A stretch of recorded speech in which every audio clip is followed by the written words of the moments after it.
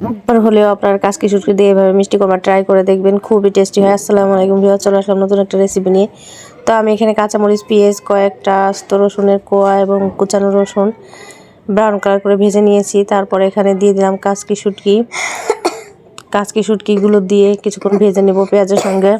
তারপর পরিমাণ মতো লবণ, 1 চা চামচ হলুদের গুঁড়া, 1 চা চামচ জিরা গুঁড়া দিয়ে কিছুক্ষণ নেড়ে চেড়ে এখন এখানে দিয়ে দেবো মিষ্টি কুমড়া।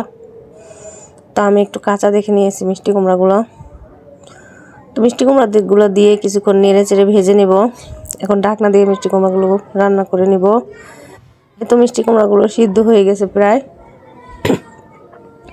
এখন কিছুটা ধনিয়া পাতা কুচি দিব, দিয়ে আরও কিছুক্ষণ নেড়ে চেড়ে রান্না করে নেব। তো এইভাবে আপনারা মিষ্টি কুমড়া একবার হলেও ভাজি করে খেয়ে দেখবেন, খুবই মজা হয়। আর ভিডিওটা ভালো লাগলে প্লিজ লাইক, কমেন্ট, সাবস্ক্রাইব করবেন।